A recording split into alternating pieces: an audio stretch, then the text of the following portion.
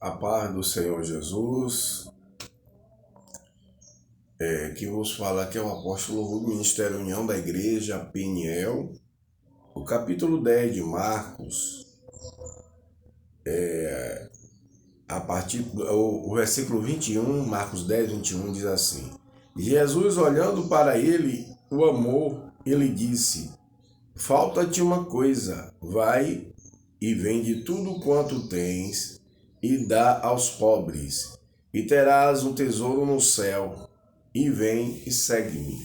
Glória a Deus.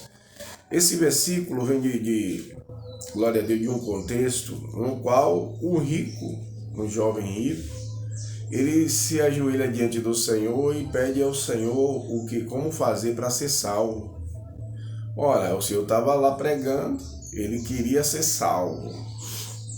E aí o Senhor olha para ele e determina algo, e diz algo a ele, porque o Salvador é ele, o Salvador é Jesus. E aí Jesus diz a ele: vai, vende tudo quanto tens, porque ele era rico, e dá aos pobres, terás um tesouro no céu, vem e segue-me, né? Vem e segue-me. Aí o que acontece? Ele fica triste, porque ele tinha muitas propriedades, glória a Deus. Será que de fato o Senhor queria que ele vendesse tudo e desse aos pobres? Ou o Senhor fez assim para testá-lo? Ele diz: Senhor, quando o Senhor fala para ele, vai, guarda o mandamento, honra teu pai e tua mãe, o Senhor mostrando a ele os caminhos, mostrando a ele, aí ele foi dizendo, Senhor, eu tenho guardado isso desde a minha mocidade, o Senhor amou e disse a ele, né? Glória a Deus, vai, falta-te uma coisa, vai e vende tudo que tem e dá aos pobres. Glória a Deus. Quer dizer, o Senhor viu que ele estava com o coração naquilo ali. O que importa para Deus, gente, irmãos e ouvintes, é o que está aqui, ó. Não é o que fala somente. Ele guardava os mandamentos, porém o Senhor queria expurgar algo dele, que era o apego às riquezas, apego às coisas materiais. Será que o Senhor estava zangado com ele porque ele tinha bens materiais, tinha construído coisas, bens? Não. O Senhor só queria que ele não tivesse o coração naquilo. Aleluia. Quantas vezes as pessoas levantam narrativas, né? Levantam coisas que não tem nada a ver, aleluia, para esse momento ou para a palavra de Deus acrescentar algo. Porque se prega um evangelho contendendo tanto. Porque se prega o evangelho desfazendo tanto uns dos outros, né? Porque no que você prega, a palavra já contém nela o que é preciso, ou seja, um antídoto para curar qualquer que seja a alma. Glória a Deus. Mas as pessoas parecem que complicam, e quanto mais parece que elas estudam determinado assunto, determinado assunto teológico, mas parece que elas ficam mais ignorantes. Por quê? Porque elas querem dar a sua própria doutrina, ou seja, eles querem argumentar algo segundo o pensamento de cada um. Não é brincadeira, não. O mundo espiritual, o reino de Deus, é algo muito, muito, muito profundo. E essa mente carnal nossa, ela é muito despreparada para tentar argumentar o que já está escrito, entendeu? Tentar desfazer o que está escrito, porque você estudar, comentar algo bíblico, ensinar as pessoas com base bíblica, mas de citar um versículo e querer confundir. Eu já vi cada aberração aqui, pessoas que se dizem professores, se sentam todo pancoso na mesa, ou ser entrevistado por um jornalista, ou o que quer que seja, mas fala tanta idiotice. Eu chamo isso de idiotice, porque Paulo tinha um conhecimento muito grande, porque ele tinha sido doutrinado aos pés de Gamaliel, ou ensinado, melhor dizendo, né? Porque muitas vezes doutrinado as pessoas talvez não entendam no sentido da palavra, né? E ele era ensinado, mas ele considerava as coisas, ele usava as coisas que ele aprendeu teologicamente como só com esterco. Porque ele sabia que se ele usasse daquilo, confundiria muitas pessoas. Então tem pessoas que sentam para falar tanta coisa, em vez de pregar o evangelho, fica pregando heresia. E aí um bocado de gente fica pegando isso e fica... A pessoa prega algo, aí vai a pessoa e desfazer daquilo no comentário, ou falar com alguém, desconstruindo.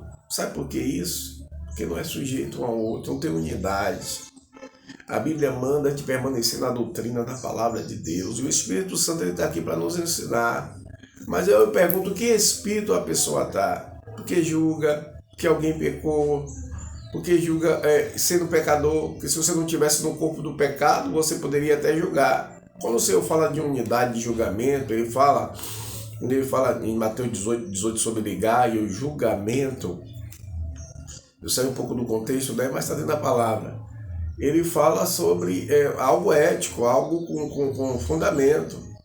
Aí um exemplo, trazem uma mulher em falta, para que o intuito deles era pegar Jesus em falha. Eles queriam apedrejar aquela mulher, o Senhor olha, e ele queria oferecer o perdão à pessoa, enquanto eles queriam oferecer duas armadilhas. Uma, matar a mulher apedrejada, e a outra, tentar pegar Jesus em uma falha. Então, que tipo de pensamento as pessoas veem a Jesus? Jesus é Deus, gente. Deus é um Deus perfeito. Deus vai tratar você de acordo com o que está lá no seu coração. Ele não vai olhar a aparência sua, nem o que você está falando. Porque muitas vezes o homem fala uma coisa, mas tem outra no coração. Muitas vezes a pessoa fala aquilo, parece aquela sinceridade, mas aqui dentro é que importa. E Deus está vendo o que está no coração. É tanto juiz, entendeu? Parece que nunca pecou, que não anda pecando. Mas o Senhor quer que a gente se arrependa igualmente. Glória a Deus. E não ficar condenando pessoas porque de passado, porque disse daquilo. Entendeu? Porque se a pessoa pecou, foi levada a alguma circunstância, ou voluntário ou não, foi levada a por alguma circunstância. E cabe ao Senhor julgar e perdoar. Agora as pessoas devem pregar o evangelho, fica debatendo sobre dízimo, dizendo que não tem que dar dízimo. Para mim essas pessoas são as mãos de vaca, me desculpe a expressão, as mãos de figa, ó. Não quer devolver o que é de Deus e fica usando argumento para não dar dízimo. Por quê? Porque eles próprios querem, eles vivem como? Se não é de minha oferta, eu trabalho em tal área, certo? Sim, mas eu pergunto, quanto ganha um jogador? Quanto ganha um jogador de futebol? Quanto ganha um deputado? Quanto ganha um senador? Entendeu? Aí fica pegando o pé das pessoas, falando besteira, idiotice, de orar para os irmãos. Se você acha que o irmão está errado, porque isso e aquilo, você vai orar por ele. Pregue a palavra normal, mas não fique. Como que eu falo palavra normal? Para parar de estar batendo nas pessoas, ainda chamando pessoas de ladrão. Quem é ladrão é ladrão, entendeu? Aí pode chamar de ladrão, porque ladrão não se arrependeu, certo?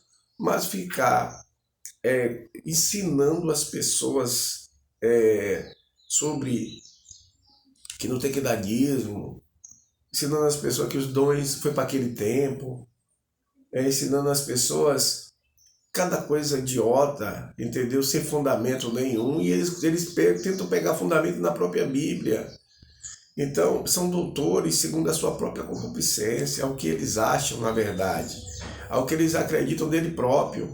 E a Bíblia não é um livro de particular interpretação para que ninguém fique buscando coisas alheias, para estar confundindo as pessoas. Não existe cada santão aí, cada santona, entendeu? Porque passam uma lavagem cerebral, porque muitos professores não ensinam a sua Bíblia, não. Muitos professores, eles pegam uma lição bíblica e fazem uma lavagem cerebral nas pessoas, entendeu? Não ensina o texto e contexto e deixa a pessoa livre, não. Tem que ensina e diz, eu estou lhe ensinando aqui, mas você não vai para outra igreja, outra denominação que não tenha esse mesmo ensino, porque você vai estar desviado, entendeu? Agora é diferente o propósito. Qualquer pessoa, ela pode sair de um ministério e ir para o outro, santo que esteja na vontade de Deus, no propósito de Deus. Tem que estar no propósito. Se o propósito de Deus é você servir a Ele naquele lugar, você só pode sair se Deus lhe tirar. Essa é a situação. Jesus estava ali, mas ele estava seguindo um propósito, a vontade do Pai até o Calvário. Então ele não podia se desviar, o diabo tentou desviá-lo de várias vezes.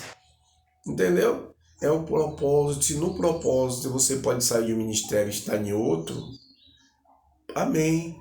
Mas se no propósito não puder, aí complica. Porque as pessoas gostam de facilidade.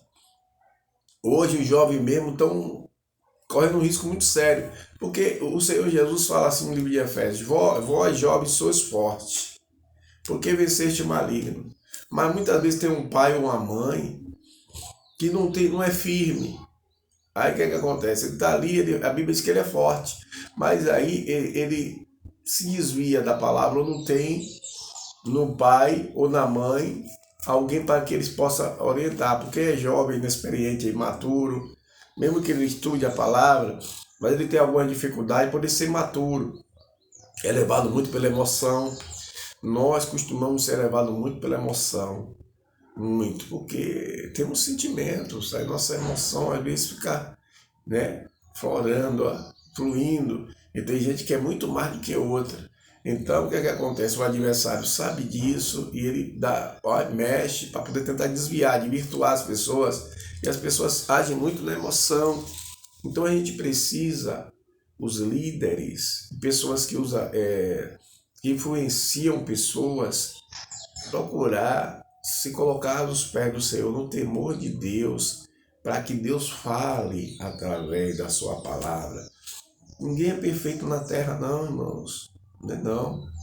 Agora a gente tem que sujeitar um ao outro, quer dizer, ouvir, aí tem que primeiro olhar, né? Olhar, vigiar, orar. A gente ora, mas primeiro a gente olha a situação, que nem todo tempo você está ali no joelho, né? Tem coisa que você tem que estar olhando, observando. Amém? Então, observando segundo a palavra, olhando segundo a palavra. Porque muitas vezes a pessoa vai, eu vou tomar um curso de teologia porque eu tenho que falar de Deus. Você fala de Deus não é através de um curso de teologia, não é através de um seminário que você fala de Deus. É a partir da convenção. Eu provo isso com base bíblica, né? O endemoniado Jezezeno, né? Que o Senhor curou. Ele teve ali argumento suficiente, prova suficiente que Jesus é Deus, que ele cura, porque ele foi curado. Entendeu? E muitos viram ali os milagres de Jesus. E o que está escrito é o suficiente para que as pessoas preguem o Evangelho, para não ir além disso. Agora, as pessoas que vão além disso é porque muitas vezes tem muitas práticas ocultas que fazem com que o diabo entre, aí vem as dúvidas, porque não está firme, não está centrado na palavra, e aí começa o diabo a jogar muitas coisas, e aí confunde as pessoas. Você vê que chega um ponto de uma pessoa dizer, eu sou um líder, e pensa em suicídio, tentar se suicidar e praticar.